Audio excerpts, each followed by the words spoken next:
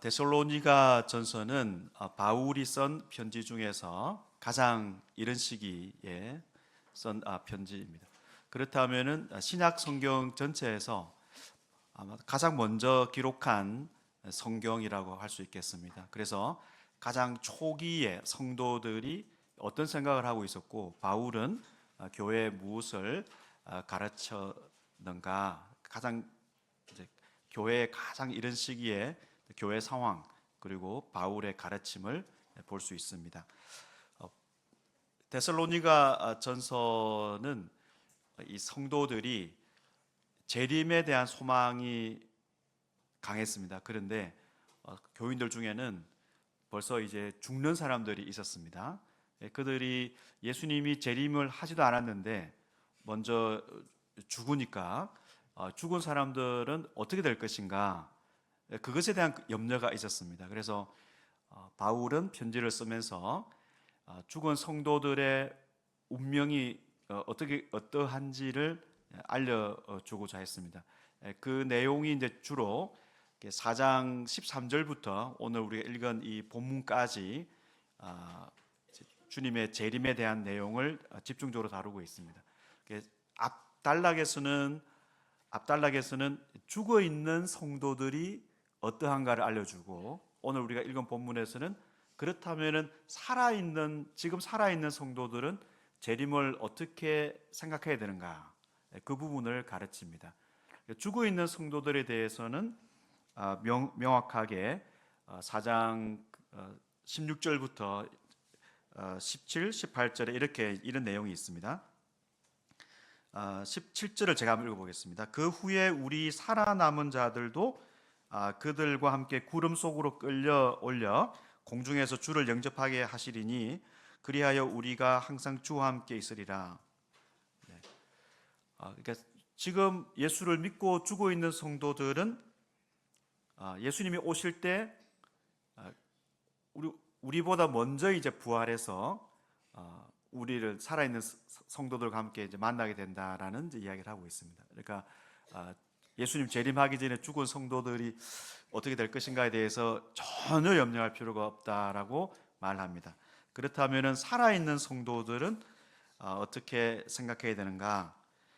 1절을 보면 이제 형제들아 때와 시기에 관하여는 너희에게 쓸 것이 없다라고 말합니다. 왜냐하면 이제 바울이 이미 또 우리 사도들이 때와 시기에 대해서 주님의 주님의 재림의 시기에 대해서는 잘 가르쳤고, 또 성도들이 그것에 대해서는 잘 알고 있습니다. 그러니까 때와 시기를 알고자 하지 않고 예수님께서 언제 오실지는 모르지만 오시는 것이 분명하기 때문에 그런 이제 가르침을 성도들이 잘 배웠습니다. 예수님의 재림에 대한 내용은 사실은 예수님 자신이 가르친 내용에 근거합니다. 예수님이 말씀하셨고, 때와 시기에 대해서 어떤 사람은 이제 때와 시간에 대해서 말씀 안 하셨기 때문에 뭐 연도는 맞출 수 있지 않은가, 그런 정신 나간 사람들이 이제 그런 문해력이 전혀 없는 사람들이 생각하는 거고, 예수님의 요점은 언제 오실지는 예수님께서 이제 말씀하지 않으셨고, 그래서 언제 오실지 모르기 때문에 오시는 것을 확신하니까 이제 깨어 있도록 예수님께서 때와 시기를 모른다고 말씀하셨습니다. 그 말씀을 이제 성도들도 그대로 받고 있습니다. 예수님 말씀하셨습니다. 마태복음 24장 36절에서 그러나 그 날과 그 때는 아무도 모르나니 하늘의 천사들도 아들도 모르고 오직 아버지만 아시느니라 말씀하셨습니다. 주의 날이 밤에 도둑같이 이를 줄을 너희 자신이 자세히 알기 때문이다. 성도들은 예수님 말씀에 기초해서 사도들이 가르쳤고, 또 사도들이 가르친 내용을 통해서 예수님이 밤에 도둑이 영화 같은 데는 이제 언제 간다 이렇게 알려주고 오기도 합니다. 이 영화가 아니고 실제 상황에서는 도둑이 이제 언제 올지 모르고 갑자기 와서 오기 때문에 그와 같이 예수님이 오시는 시간을 알 수 없다 말합니다. 3절을 보면 그들이 평안하다 안전하다 할 그때에 이제 임신한 여자가 그 산통을 겪듯이 이 멸망이 갑자기 그들에게 임할 것이다라고 말합니다. 이 그들과 너희 여러분은 대조하고 있습니다. 그들은 예수를 믿지 않는 사람들, 또 예수 믿는 사람들을 막 공격하고 비판하는 사람들, 이런 사람들이 그들이고, 교회는 이제 여러분, 너희 이렇게 표현하고 있습니다. 당시에 그 로마가 이 선전을 할 때 그 안정과 평화, 이것이 이제 로마가 선전한 문구였습니다. 평화와 안전. 그러니까 로마 황제가 통치하는 세상은 평안하고 안전하다. 이게 이제 자기들의 슬로건이었고, 그래서 로마의 통치 아래 있는 사람들은 뭐 우리는 평안하다, 안전하다, 군사력이 우리를 뒷받침해주고 또 경제력이 우리를 지지해주기 때문에 우리는 언제나 평안하고 안전하다. 그들이 그렇게 생각을 했습니다. 그러나 예수님이 오실 때는 이렇게 산통을 통해서 아이를 낳듯이 갑자기 멸망이 임한다라고 말합니다. 그래서 이제 산통이 있으면은 그 아이가 이제 지금 태어나면 안 되는데, 그래서 이제 조금 늦추어서 한 달 있다가 이제 아이가 태어나기를 바랄 수가 없는 겁니다. 산통이 오면은 그 태어나는 거죠, 아이가. 저도 이제 애 3명인데 한 명은 태어나는 걸 못 봤습니다. 왜냐하면 서울에 가고 있는 애가 태어나가지고 산통이 오면은 그냥 태어나는 거예요. 그러니까 멸망도 뭐가 이렇게 예수님이 오신다는 것을 감지를 했을 때 이미 늦은 거죠. 그때는 예수님이 오신다는 것이, 기독교인들이 말하는 것이 진짜구나 라는 사실을 깨닫는 순간은 늦은 것입니다. 멸망은 갑자기 그들에게 임할 것입니다. 그러나 예수를 믿는 우리 데살로니가 교회 형제들, 자매들은 어떻게 해야 되는가?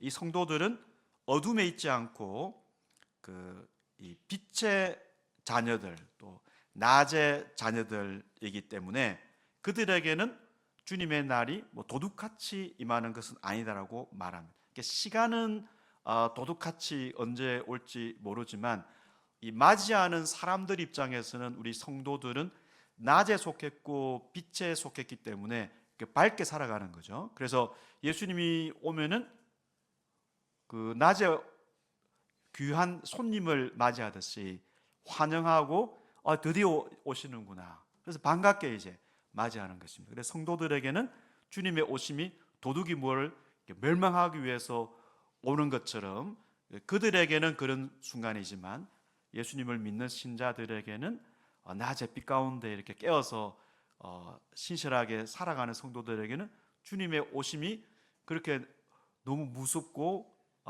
멸망을 위해서 오는 것이 아니라 정말 반갑고, 낮에 오니까 환영하고, 주님이 약속하신 그대로 그 방식으로 오시는구나, 그 사실을 알고 있는 성도들에게는 주님의 오심이 낮에 살고 있는 사람이 이렇게 귀한 정말 그 주님을 맞이하는 그런 마음이다. 그런 내용으로 여러분은 낮에 속했다, 빛의 자녀들이다라고 말합니다.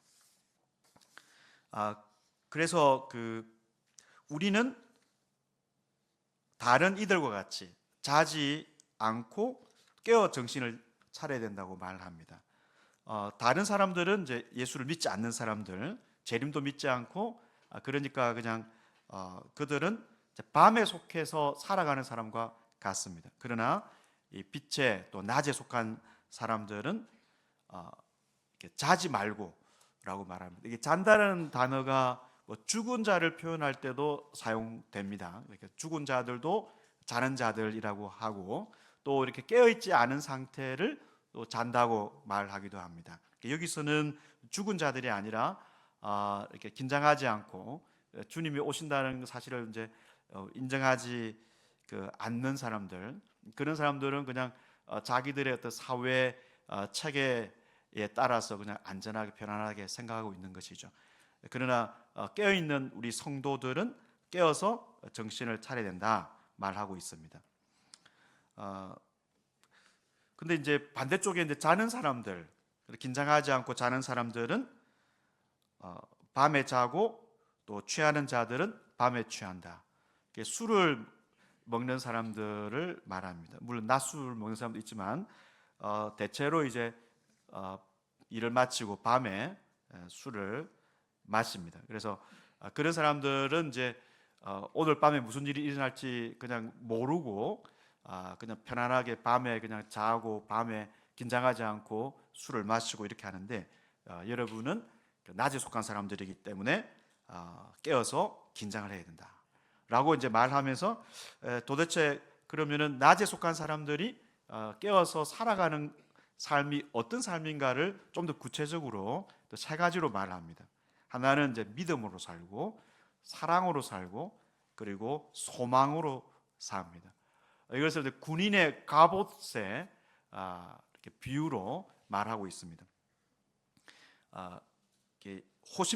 호심경은 잘 안 쓰는 말이죠. 이게 흉패, 이렇게 이제 가슴을 보호하는 흉패입니다.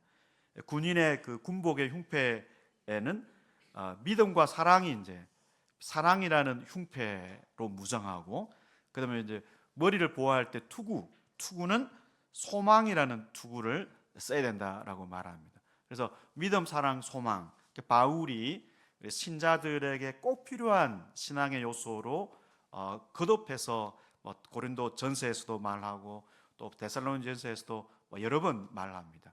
그래서 믿음이라는 것은 이 단어를 이제 사용하는 본문들을 보면 주로 이제 시련을 겪을 때, 어려움이 올 때 가져야 되는 신앙입니다. 그러니까 예수님에 대한 믿음이라고도 볼 수 있겠습니다. 어려운 순간이 오더라도 예수님에 대한 믿음, 예수를 꼭 믿고 예수님의 어떤 신실하심, 예수님이 우리를 지켜주실 것을 믿는 그런 신앙, 그런 신앙으로 무장을 해야 영적인 전투에서 이길 수 있는 거죠.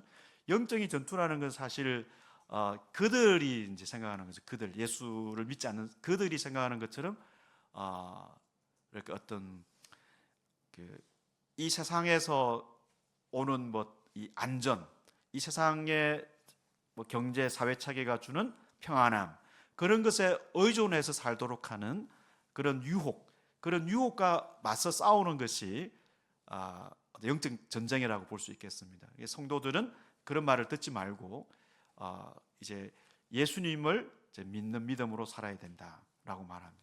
그 다음에 사랑은 성도들에 대한 사랑입니다. 성도들에 대한 사랑. 바울은 이 데살로니가 교회 성도들이 서로를 사랑하고 있는 걸 이제 칭찬합니다. 4장 9절을 보면 형제 사랑에 관하여는 너희에게 쓸 것이 없으면 너희들 자신이 하나님의 가르치심을 받아 서로 사랑함이라. 데살로니가 성도들은 교인들, 바울이 편지를 보내는 교인들 중에서 신앙생활을 참 잘하는 교인들입니다. 그래서 이들은 서로 사랑하고 있습니다. 예수에 대한 믿음의 근거에서 살아가고 있고 또 성도들을 잘 섬기고 있습니다. 이제 우리가 주목하고자 하는 이 또 용어는 소망입니다.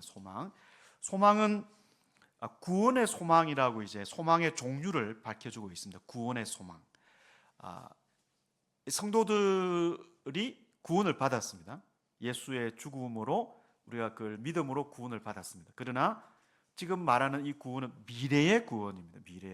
미래에 우리가 받을 구원을 소망하면서 우리 영적인 싸움에서 나가야 된다라고 말합니다.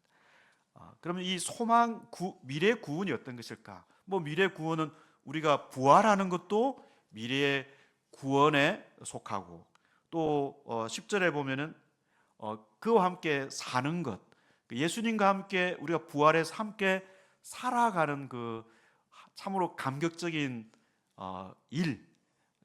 감격적인 선물, 그것도 이제 미래의 구원입니다. 현재 구원받은 사람이 이것으로 끝나는 것이 아니라 미래에는 더 놀라운 선물, 구원이 우리를 기다리고 있습니다. 바울은 다음 구절에서는 그 구원을 그리스도와 함께 사는 것이라고 말하고, 또 우리가 예수님이 오실 때 살아나는 것, 부활하는 것, 이 부활도 우리가 얻게 되는 구원의 선물 중에 하나입니다. 그래서 이 구원의 소망이라고 했을 때 그 미래의 구원을 소망하면서 살아가야 된다고 말합니다.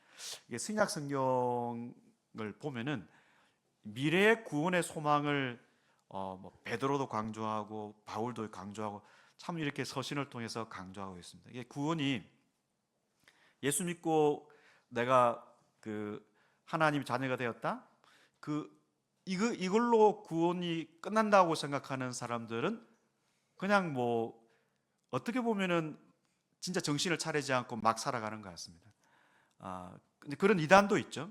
구원이 뭐 한번 이루어지고 우리가 구원을 받으면 이것은 우리의 신앙의 목표가 끝났다라고 생각하는 사람들, 그런 사람들이 있죠. 그러나 사도들은 거듭해서 미래의 구원이 우리를 기다리고 있기 때문에 그걸 소망하면서 그 구원을 받기를 소망하면서 살아가도록 강조하고 있습니다. 구원받은 성도로서 또 구원을 소망하고 있는 것입니다. 그러면은 갑자기 이제 바울이 그 미래를 예수님의 재림을 준비할 것을 말하다가 갑자기 이제 예수님 이야기로 넘어가고 있습니다. 그래서 9절 10절에 예수님 이야기를 합니다. 하나님이 우리를 세우시면 우리를 이제 정하셨다. 우리를 정하신 것은 우리를 노하심에 이르게 하심이 아니요 오직 우리 주 예수 그리스도로 말미암아 구원을 받게 하심이라라고 말을 하면서 앞에 구원의 소망을 연결해서 구원에 대해서 말을 합니다. 하나님께서 우리를 부르셨는데 우리를 이제 뭐 예정하셨다, 우리를 정하셨다. 무엇을 위해서 우리를 세우셨는가 말합니다. 구원을 받도록 우리를 세우셨다라고 말합니다.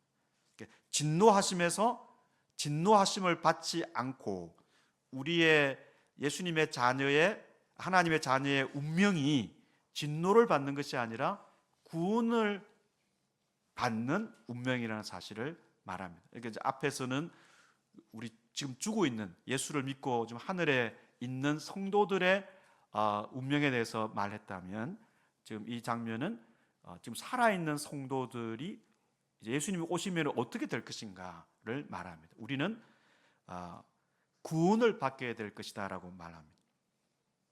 그런데 우리가 미래에 받게 될 구원은 우리가 구원을 받고 나서 성도들이 열심히 살아서 우리의 공로로 되는 것이 아닙니다. 왜냐하면 그리스도를 통해서, 그리스도의 뒤에는 이제 죽음이라고 했습니다. 그리스도를 말미암아 그리스도를 통해서 우리가 미래 구원을 얻는 것입니다. 그러니까 우리가 처음에 하나님의 자녀가 되는 것도 우리의 공로로 되는 것이 아니라 그리스도의 죽음을 통해서 된 것이고, 우리가 미래에 받게 될 부활의 영광도 그리스도를 통해서 되는 것입니다. 그래서 우리는 오직 은혜로 하나님의 자녀가 되고 은혜로 구원을, 미래의 그 영광스러운 부활을 경험하게 될 것입니다.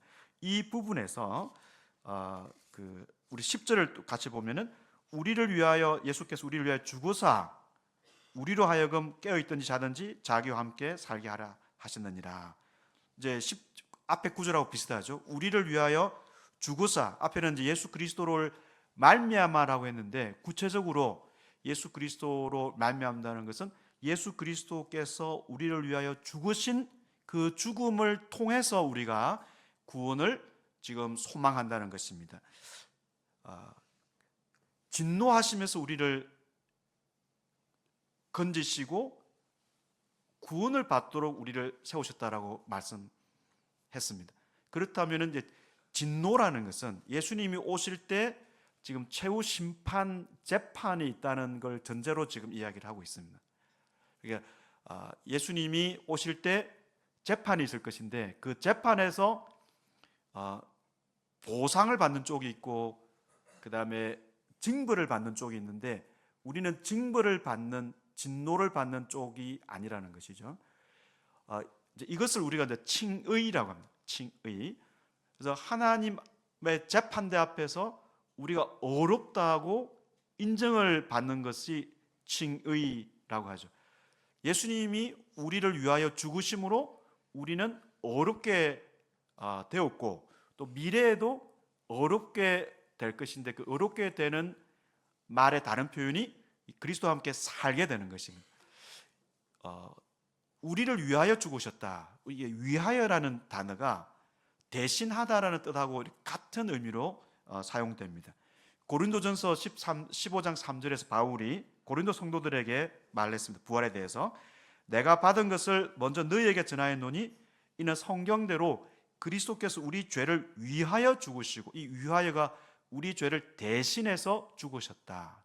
대신해서 죽으셨다라고 말합니다. 예수님이 우리를 위하여 대신해서 죽으신 이 사실, 이걸 우리가 이제 속죄라고 합니다. 속죄. 예수님이 우리를 대신해서 죽으심으로 우리에게 혜택을 주시는, 선물을 주시고 은혜를 주시는 이것을 우리가 속죄라고 합니다. 근데 이제 속죄가 이게 신약 성경에 여러 이제 본문에 속죄가 나오고, 속죄가 복음의 근본이죠. 예수님이 우리를 대신하여 죽으심으로 우리에게 이루어 주신 선물들이 있습니다. 근데 이제 문맥에 따라서 속죄의 어떤 죽음의 효과가 다르게 이제 묘사됩니다. 예수님이 자기의 죽음을 직접 말씀하실 때는 나의 죽음이 대속물이다, 목숨이. 그래서 어떤 죄인들이 죄에 또 사탄의 속박 가운데 있는데 예수님이 자기를 몸값으로 들이심으로써 그 사람들을 해방시켜 주시고, 그걸 위하여 예수님 오셨다라고 말합니다. 그러면은 속죄의 결과가 자유케 하는 거, 마치 이제 출애굽 백성들을 어린 양의 피로 이렇게 어린 양이 대신 죽어서 피로 이렇게 해방시켜 주셨듯이, 예수님의 속죄의 은혜가 우리를 죄에서, 또 어떤 과거에 우리 속박 가운데서 우리를 해방시켜 주는 은혜로 임하게 되었습니다. 또는 속죄의 죽음의 효과가 하나님과 우리의 관계를 화해시키는, 그래서 이제 그 화목제물로 번역할 수도 있겠습니다. 속죄제물을.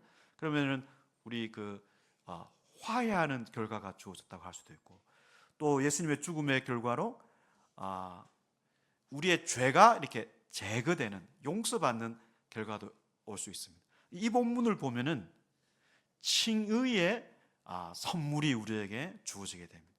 예수님이 우리를 위하여 우리를 대신해서 죽으심으로써 우리가 최후 재판에서 무죄 선고를 받는, 그래서 어렵게 되는 그런 은혜를 얻게 됩니다. 그런 사람들이, 그러니까 진노에서, 하나님의 진노의 재판을 받지 않고, 판결을 받지 않고 반대쪽의 판결을 받습니다. 이 판결을 받는 성도들은 그리스도와 함께 살아갈 수 있는 생명을 얻게 됩니다. 이렇게도 볼 수 있겠습니다. 예수님이 우리를 위해서 대신 죽으시고 우리에게 생명을 주신 것이라고 볼 수 있습니다. 그래서 이걸 교환이라고, 예수님이 진노를 받으시고 우리에게는 진노가 아니라 생명을 주신 것이죠. 예수님께서 우리를 위하여 죽으사 우리로 하여금 우리가 깨어있든지 지금 살아있든지, 살아서 예수님을 보든지 또는 자든지, 우리가 죽어서 그리스도와 함께 있다가 예수님을 보든지, 우리 예수를 믿는 성도들은 살아있든지 죽어 있든지 예수님께서 오실 때 우리가 그리스도와 함께 살아있도록 하나님께서 우리를 정하셨다고 말합니다. 그러면은 현재 이게 이제 미래 소망인데, 지금 이 소망을 누구에게 가르치고 있냐면 이미 그리스도의 죽음을 통해서 어렵게 된 성도들에게 하는 이야기입니다. 그러니까 미래의 진노를 피하고 살아있게 될 은혜를 받기 위하여 지금 이 땅에서 미래 구원을 위해서 우리가 뭔가 공로를 쌓아야 된다는 뜻은 아닙니다. 이미 그리스도 안에 있는 사람들, 그리스도께서 우리를 위하여 죽으신 은혜를 입은 성도들이 미래에 주님의 재림 때 얻게 될 그런 영광스러운 선물을 기대하라고 바울이 말합니다. 그리스도와 함께 살게 하려 합니다. 우리 한번 이제 우리 주일 예배 때 그 천년 우리 천년 통치 우리 설교에서도 그리스도와 함께 죽은 성도들 그리스도와 함께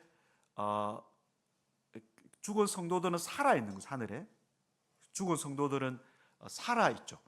이 살아 있다는 이 표현이 그 예수를 믿는 성도들에게는 가장 감격스러운 표현입니다. 예수님과 함께 살아가는 그러한 그 운명입니다, 여러분은. 예수님과 함께 살아서 지금 살아서 믿든지 살아있든지 죽어 있든지 예수님과 함께 영원히 살게 될 것이라는 이 소망이 성도들, 특히 척박한 환경에서 살아가는 성도들에게는 참으로 감격적인 복음입니다. 그런데 이 성도들은 지금은 어떻게 해야 되겠습니까? 지금 그 미래를 소망하면서 우리가 믿음, 사랑, 소망으로 살아가니까 이 믿음으로 믿음과 소망이 분리가 안 되는 거죠. 믿음으로 이 사실에 대해서 우리가 믿음으로 지금 그리스도와 함께 살아가고 있는 것이죠. 미래의 그 감격을 우리가 선취하고 있는, 미리 경험하고 있는 것입니다. 그리스도와 함께 살아갈 미래를, 우리가 부활한 상태는 아니지만 지금 우리가 그리스도와 함께 살아가고 있고 미래에는 부활한 상태에서 영원히 그리스도와 함께 살 것입니다. 이것이 어떻게 이루어졌는가? 바로 그리스도께서 우리 죄를 위하여 죽으심으로써 우리에게 그러한 특권과 선물이 주어졌습니다. 바울이나 신약의 저자들이 속죄를 말할 때는 항상 성도들 또는 예수를 믿는 사람들의 삶과 연결이 됩니다. 저는 예외를 본 적이 없습니다. 이렇게 예수님이 우리를 위하여 죽으셨다. 예수님이 너를 위하여 죽으셨다. 또 예수님이 내가 너희를 위해 죽었다라고 가르치는 그 다음에는 항상 성도들이 어떻게 살 것인가라고 연결됩니다. 이렇게 예수님이 우리를 위해 죽으신 이 가치는 성도들이 어떻게 살아야 될 것인가의 근거가 된다는 것입니다. 그러니까 우리가 미래를 소망해야 되는 근거가 예수님께서 우리를 위하여 죽으신 데 있는 것이죠. 예수님께서 우리를 위하여 죽으신 목적이 우리가 살도록 하는 데 있기 때문에 그 예수님의 죽음을 생각하면서 그 미래를 우리가 소망하는 것입니다. 그러면 우리 성도들에 대해서 어떻게 생각할 것인가? 11절을 보면 그러므로 피차 권면하고 서로 덕을 세우기를 너희가 하는 것 같이 하라. 이 성도들이 지금 잘하고 있어요. 데살로니가 성도들은 잘하고 있습니다. 상당히 우리가 이 책망을 듣는 서신을 많이 보다가 이번 좀 생소하죠. 이 성도들은 잘하고 있습니다. 어떻게 잘하고 있냐면 서로를 격려하는 것이죠. 격려한다는 것은 예수의 죽으심으로 우리가 그리스도와 함께 살게 될 것이기 때문에 그걸 소망하면서 서로를 격려하는 것입니다. 그래서 죽어 있는 성도들의 운명을 바울이 설명하면서 우리 앞달나게 설명하면서 마지막에 뭐라고 했냐면 4장 18절 그러므로 이러한 말로 서로 위로하라 였습니다. 이번 총신대 신학대학원 문제 중에 하나가 4장 16, 17절 적어놓고 그 다음에 나오는 내용은 위로, 그 다음에 뭐 경고 뭐 이런 게 있었는데 위로였습니다. 위로 많이 맞췄는지 모르겠는데 하여튼 위로. 그러니까 바울이 죽어 있는 성도들의 운명을 이야기하면서 우리와 함께 살아가다가 지금 죽어 있는 성도들은 정말 살아있고 그리스도께서 오실 때 같이 올 것이구나 이 사실을 기억하면서 서로 이제 위로하라고 했는데 똑같은 내용이 이제 지금 살아있는 성도들에 대해서 운명에 대해서 이야기하면서 비슷한 말을 하고 있습니다. 서로 권면하는, 서로 격려하는 것이죠. 격려하는 것. 우리가 우리가 돈도 그렇고 우리의 생활 자체가 우리가 평안하고 안전하고 그런 것은 아니지만 정말 우리가 그리스도 안에 있는 우리 성도들이 앞으로 예수님 오실 때 예수님과 함께 영원히 살게 될 것이다. 이런 운명이구나. 이 사실을 생각하면서 서로 이제 격려하는 것입니다. 그 다음에는 서로 덕을 세우기를 하라. 이렇게 덕이라는 표현은 원래 이제 성경에는 우리 이제 어역을 좀 했습니다. 이게 덕이라는 말은 없고 세우는 것, 이 빌드업이라고 하죠. 빌드업. 축구할 때 보면은 골킥부터 해가지고 빌드업 해가지고 쭉 이렇게 잘 해야 되죠. 그다음 이제 건축과 관련된 표현입니다. 건축물을 이렇게 세워가는 표현입니다. 이렇게 성도들이 우리가 예수님이 우리를 위해 죽으셨습니다. 죽으심을 통해서 우리가 미래에 그리스도와 함께 영원히 사는 복을 얻게 될 것입니다.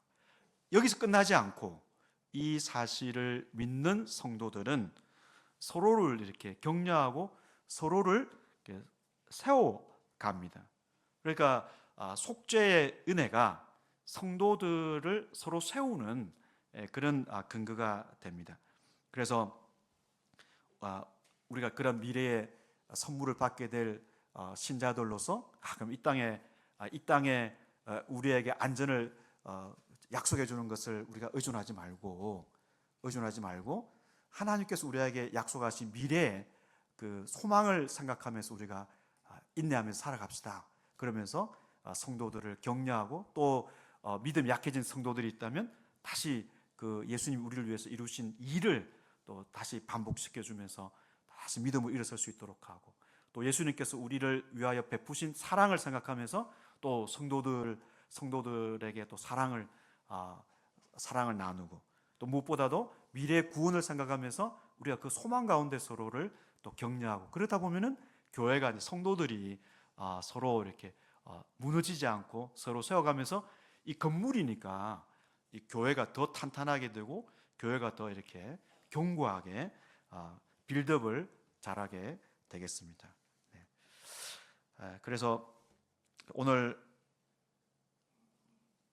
바울이 데살로니가 성도들에게 주시는 살아있는 성도들이 예수님의 재림을 어떻게 기다리고 준비할 것인가, 이 말씀이 저와 여러분에게 주시는 그런 소망이 될 수 있기를 바랍니다. 예수님께서 우리를 위하여 이루신 일이 얼마나 크고 또 우리의 노력으로서는 도저히 불가능한 선물인가를 다시 한번 확인하면서 이 은혜를 생각하고 우리 성도들을 서로 격려하고 세우는 그런 우리 예수가족교회 될 수 있기를 바랍니다.